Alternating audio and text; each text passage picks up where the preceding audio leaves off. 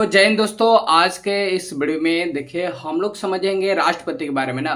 देखिए राष्ट्रपति समझने से पहले जानते हैं कि हमारे संविधान में जो 22 भाषाओं के बारे में चर्चा किया गया है, राष्ट्रपति किस भाग में है। फिर उसके बाद हम लोग राष्ट्रपति पर आएंगे और राष्ट्रपति के एक एक चीज के बारे में क्या करेंगे, जानकारी प्राप्त करेंगे ना। तो देखिए पहले हम लोग देखते हैं कि राष्ट्रपति जब पहले भाग देखते हैं ना, भाग 5 में क्या बोला गया। भाग 5 में संघ के बारे में बताया गया है ना, संघ के बारे में बताया गया। अब संघ किस आर्टिकल से, तो आर्टिकल 52 से लेके आर्टिकल 151 तक संघ के बारे में संविधान में चर्चा किया गया है, जो कि भाग 5 के अंतर्गत आता है। अब संघ में देखिए होता कौन कौन है, संघ के कितने भाग होते हैं। संघ के 3 भाग होता है। एगो संघ के कार्यपालिका होता है, संघ के विधायिका होता है और एक संघ के न्यायपालिका होता है। अब देखिए संघ के जो कार्यपालिका होता है, कार्यपालिका जो कि 52 से लेके आर्टिकल 52 से 78 तक संघ के कार्यपालिका के बारे में बताया गया है।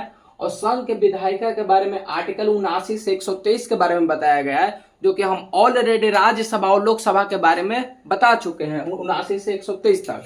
अब तीसरा बात है संघ के न्यायपालिका, जो कि 124 से 147 तक बताया गया है। अब इसमें देखिएगा कि संघ के जो कार्यपालिका है, कार्यपालिका में का कौन कौन आता है। आखिर संघ के जो कार्यपालिका, इसके अंतर्गत कौन कौन आ सकता है, तो राष्ट्रपति, उपराष्ट्रपति, प्रधानमंत्री और जितना भी मंत्री परिषद है सभी संघ के कार्यपालिका के अंतर्गत आते हैं। संघ के विधायिका के अंतर्गत आता है लोकसभा और राज्यसभा, और संघ के न्यायपालिका के अंतर्गत आएगा अभी हम लोग तत्काल में अभी सुप्रीम कोर्ट, हाई कोर्ट के बारे में जानते हैं। उसके बाद हम लोग नीचे डिस्ट्रिक्ट कोर्ट आता है उसके बारे में समझेंगे। और सीएजी जो महानियंत्रक परीक्षक होता है, जो कि आर्टिकल 151 से 148 से 151 तक है। तो ये केवल संघ के बारे में बता रहा है ना कि संघ है, तो आखिर संघ जो कि आर्टिकल 52 से 151 तक दिया गया है, उस संघ में कितने भाग होते हैं, कौन कौन अंतर्गत आता है। अब इसी के अंतर्गत है सरकार। एगो होता है सरकार। सरकार 3 चीज से चलता है, एगो विधायिका, कार्यपालिका और न्यायपालिका से ना।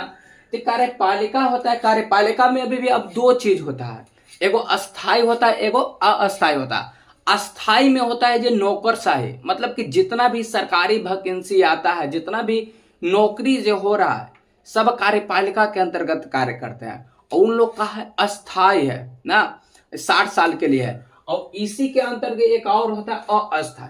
इसके अस्थाई का मतलब मंत्री परिषद। मंत्री परिषद 5 साल के लिए मैक्सिमम आ सकते हैं, उसके बाद फिर चुनाव होता है, फिर क्या होता है, तब अगला बार चांस मिलता है। तो इसीलिए इनको अस्थाई बोला जाता है। काहे कि क्योंकि इनका जो कार्यकाल है 5 वर्ष मैक्सिमम हो सकता है, अस्थाई रूप से नहीं होता है, इसीलिए अस्थाई बोला जाता है। विधायिका जो होता है हमेशा क्या करता है, सरकार के लिए विधि बनाता है। जो सरकार का विधि रहता है वही देश के विधि होता है ना। तो विधायिका हमेशा विधि बनाने का कार्य करता है। और न्यायपालिका के क्या काम है, न्यायपालिका के काम है न्याय करना और संविधान का रक्षा करना। तो यहां से भी एक क्वेश्चन बनता है कि संविधान का रक्षक कौन होता है, तो संविधान का रक्षक न्यायपालिका होता है। अब देखिए हम लोग यहाँ है राष्ट्रपति। राष्ट्रपति के बारे में अभी इसी के अंतर्गत है ना, संघ के कार्यपालिका के अंतर्गत राष्ट्रपति है। अब राष्ट्रपति हम लोग मेन इस वीडियो में पढ़ना है, तो राष्ट्रपति आर्टिकल 52 से लेकर 62 तक, बेसिक रूप से 62 से लेकर 52 से लेकर 62 तक चर्चा किया गया है। ऐसे राष्ट्रपति के बारे में बहुत सारा आर्टिकल है जो कि भाग 5 से कहा है बाहर है। कहा जाता है केवल कि भाग 5 में राष्ट्रपति आता है, जो कि 52 से लेकर 62 है। बेसिक बात है राष्ट्रपति के बारे में ना, क्योंकि राष्ट्रपति के अगर देखिएगा तो आर्टिकल 71 में भी है ना, 71 के सब क्लोज में भी राष्ट्रपति के बारे में बताया गया है। और भी आपातकालीन जो संबंधित होता है, जो भी राष्ट्रीय आपातकाल या वित्तीय आपातकाल, जो भी 3 आपातकालीन होता है, वो भी राष्ट्रपति का एक भाग होता है। तो अब राष्ट्रपति आर्टिकल 52 से लेकर 62 तक के क्या बताया गया, इसको पहले थोड़ा जानते हैं। आर्टिकल 52 में बताया गया है कि एक राष्ट्रपति होगा। हम लोग के जो भारत देश है उसमें एक राष्ट्रपति होगा, एक से अधिक राष्ट्रपति न हो सकता है ना। 53 में देखिए कार्यपालिका के शक्ति के बारे में बताया गया कि कार्यपालिका के जो शक्ति होता है राष्ट्रपति में क्या होता है, निहित होता है। आर्टिकल 54 में बताया गया निर्वाचन मंडल के बारे में। आर्टिकल 55 में निर्वाचन के बारे में बताया गया। आर्टिकल 56 में कार्यकाल के बताया। आर्टिकल 57 में पुनः निर्वाचन के बारे में। आर्टिकल 58 में योग्यता के बारे में। आर्टिकल 59 में वेतन एवं भत्ता है। 60 में शपथ है। 61 में महाभियोग है और 62 में कार्यवाही राष्ट्रपति के बारे में बताया गया। तो अब हम लोग देखिए जो 10 गो आर्टिकल है इसमें, अब एक एक आर्टिकल को क्या करते हैं, खोलते हैं इसको ना, एक एक आर्टिकल के बारे में विस्तार से जानते हैं कि किस आर्टिकल में आखिर बताया गया है तो योग्यता है, तो का राष्ट्रपति की योग्यता होना चाहिए। तो शुरू से हम कल देखिए आर्टिकल हम लोग 52 समझते हैं ना। पहला आर्टिकल है आर्टिकल 52। 52 में लिखल है कि भारत में एक राष्ट्रपति होगा। मतलब कि जो राष्ट्रपति के जो पद है कब वो रिक्त नहीं हो सकता है ना। और जो राष्ट्रपति होता है इसी में बताया गया, जो राष्ट्रपति होता है भारत का प्रथम नागरिक होता है, जो कि आर्टिकल 52 में ही बात के बताया गया है कि आर्टिकल जब देश के प्रथम नागरिक कौन होगा, राष्ट्रपति होगा, जो कि आर्टिकल 52 में बताया गया है। अब हम लोग समझते हैं जब राष्ट्रपति के बारे में जान गए कि इस देश में एक राष्ट्रपति होगा, तो अब राष्ट्रपति को चुनना है। अब चुनने के लिए पहले हम लोग समझते हैं कि आखिर किस का होना चाहिए योग्यता किसी व्यक्ति में को राष्ट्रपति के लायक होगा। तो पहले हम लोग समझते हैं योग्यता, और योग्यता जो कि आर्टिकल कितना में दिया गया, आर्टिकल 58 में इसका बारे में बताया गया। आर्टिकल 58 में राष्ट्रपति की योग्यता के बारे में बताया गया है। योग्यता में देखिए पहला बेसिक बात है कि भारत का तो नागरिक रहना ही चाहिए। उसका उम्र जो पूछता है, उम्र हमें कितना होना चाहिए, कम से कम 35 वर्ष का होना चाहिए। किसी भी लाभ के पद पर न होना चाहिए। और चौथा बात है कि लोकसभा का कम से कम सदस्य के बनने योग्य हो, तभी उसको राष्ट्रपति के योग्य माना जाता है।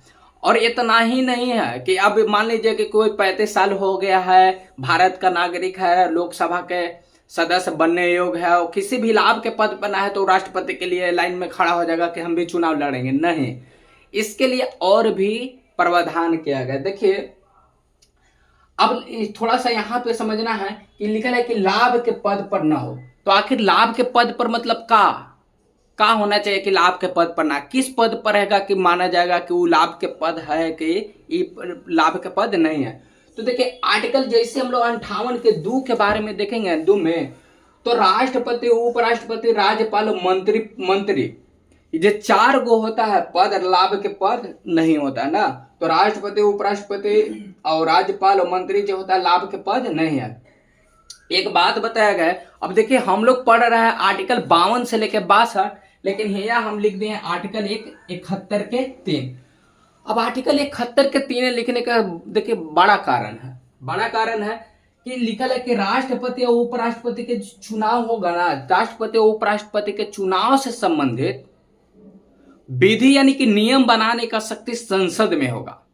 जब ये बात के पता चला संसद को कि राष्ट्रपति और उपराष्ट्रपति से संबंधित चुनाव के बारे में हम लोग नियम बना सकते हैं, तो फिर संसद ने क्या किया कि संसद ने 1997 में क्या किया कि संशोधन कर दिया। 1997 में क्या किया, संशोधन कर दिया, और मतलब कि जो नियम बना दिया इससे संबंधित। और इसमें पहले 1947 में था ना कि प्रस्तावक होता है, प्रस्तावक अनुमोदक। पहले था अनुमोदक और प्रस्तावक के 10 वो चाहिए, 10 को अनुमोदक और 10 को प्रस्तावक बोल देगा कि न ये व्यक्ति राष्ट्रपति के लिए योग्य है, इनको राष्ट्रपति के चुनाव में मतलब निर्वाचन के लिए खड़ा किया जाए, तो वो आदमी खड़ा हो जाता था। लेकिन अब जैसी आर्टिकल 71 के 3 में शक्ति दिया गया संसद को, संसद ने क्या किया, ई प्रस्तावक अनुमोदक की संख्या का किया, बढ़ा दिया।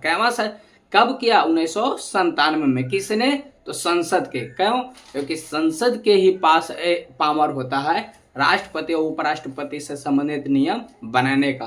ओके, ये शक्ति देता है आर्टिकल 71 के 3 देता है। तो अब 1997 में क्या किया कि संसद ने कहा कि प्रस्तावक जब पहले था 10 गो, अब 50 कर दिया गया। अनुमोदक पहले 10 गो था, अभी इसको 50 कर दिया। इसमें एक और कार्य किया गया कि जो राशि होता है, राशि 15,000 रुपया कर दिया गया। 15,000 रुपया चेक के माध्यम से, वो जो चेक रहेगा कोई बैंक के नाम नहीं रहेगा, आरबीआई के नाम पर रहता है। आरबीआई के नाम पर एक चेक काटना होगा, वो कितना हजार के, 15,000 के रहता है, देय राशि रहता है। और अभी देखिए ये जमानत जब्त भी हो जाता है। ये पैसा जब्त कब हो जाता है? अगर जितना भी वैध मत पड़ रहा है राष्ट्रपति के निर्वाचन में, अगर उसका 1/6 भाग कोई भी उम्मीदवार अगर प्राप्त नहीं करता है मत, तो उसका जमानत राशि जब्त हो जाएगा। मतलब कि जब 15,000 लौटाने का जब प्रावधान है उसको फिर नहीं दिया जाएगा।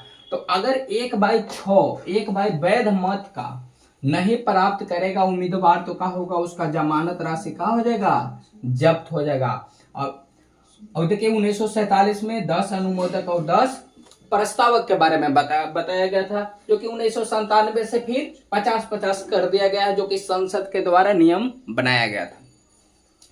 अब हम देखिए समझ गए कि अब एक भारत में राष्ट्रपति होगा। अब राष्ट्रपति होगा तो कौन राष्ट्रपति के लिए योग्यता होगा, इसलिए हमने डायरेक्ट पढ़ा कि आर्टिकल 58 में योग्यता के बारे में बताया गया। अब हमने योग्यता भी समझ गए कि ये राष्ट्रपति के लिए योग्य है। तो अब हम लोग पता करेंगे ना कि आखिर राष्ट्रपति के लिए योग्य है तो इसका चुनाव में, इसका जो निर्वाचन में कौन कौन भाग लेगा। इसीलिए अब हम लोग डायरेक्ट कितना पढ़ेंगे? आर्टिकल 54 पढ़ेंगे, क्योंकि अब राष्ट्रपति के बारे में हम लोग व्यक्ति के चुनाव कर लिया है कि ये व्यक्ति राष्ट्रपति के लिए योग्य होगा और एक और व्यक्ति होगा। अब दोनों का क्या होगा? निर्वाचन। तो आखिर उसका निर्वाचन यानी कि उसमें मत कौन डालेगा, तो अब ये पता करता है कि कौन कौन इसमें वोट कर सकता है। तो इसीलिए अब हम लोग पढ़ेंगे आर्टिकल कितना? 54। आर्टिकल 54 में निर्वाचन मंडल का बात किया गया है। निर्वाचन मंडल में देखिए जो राष्ट्रपति का जो निर्वाचन होता है, जो वोट डालता है उसको वोटर नहीं बोला जाता, उसको निर्वाचन मंडल बोला जाता है ना। अगर हम हैं तो हमको मिल रहा है, मान लीजिए कि हम लोकसभा के सदस्य हैं, हमको राष्ट्रपति के चुनाव में क्या करना है? वोट देना है। तो हम वोटर नहीं है, हमको कहा जाएगा निर्वाचक मंडल कहा जाएगा, यानी कि वोटर नहीं कहा जाएगा। लेकिन जब लोकसभा या राज्यसभा के चुनाव होता है तो आम जनता को क्या है कहा जाता है? वोटर बोला जाता है। लेकिन उसमें वोटर नहीं, उसमें निर्वाचक मंडल कहा जाता है। तो वही अब निर्वाचक मंडल में कौन कौन सदस्य होंगे इसको बारे में जानते हैं। जे सदस्य होंगे वही सदस्य क्या करेंगे? राष्ट्रपति के चुनाव में अपना मत डाल सकेंगे।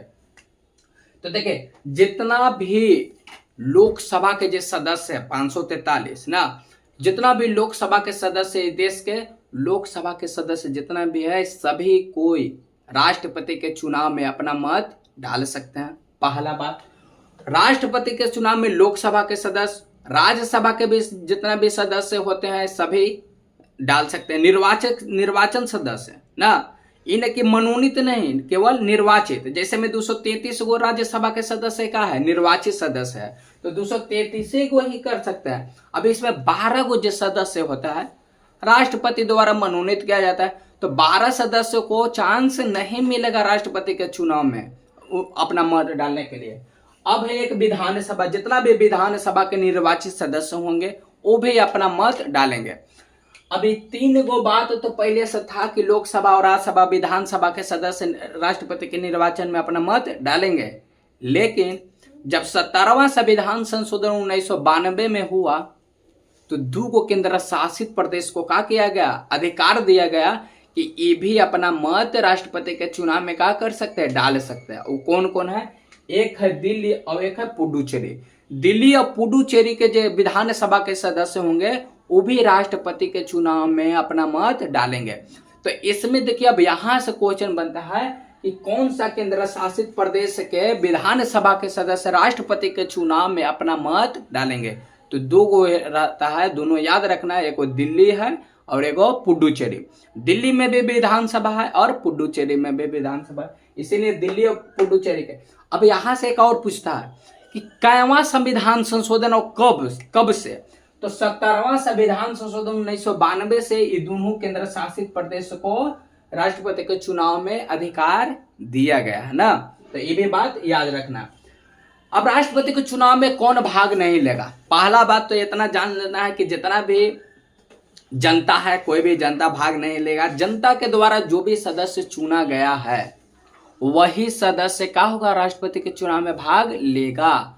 और कौन, मनोनीत नहीं, केवल निर्वाचित। काहे कि जो जनता चुनता है वो निर्वाचित होता है। जो राष्ट्रपति द्वारा या राज्यपाल द्वारा जो भी सदस्य को लोकसभा या राज्यसभा जो भी सदन में भेजा जाता है तो उसको उनको हम लोग मनोनीत बोलते हैं। मनोनीत किया गया। तो जितना भी मनोनीत सदस्य होंगे, जैसे मैं मान लीजिए कि लोकसभा में पहले राष्ट्रपति के द्वारा क्या किया जाता, 2 सदस्य को मनोनीत किया जाता था, और अभी राज्यसभा में 12 सदस्य को मनोनीत किया जाता है। तो ये दोनों सदस्य जो होंगे ना, अब राष्ट्रपति के चुनाव में भाग नहीं लेंगे। अब एक विधान परिषद होता है।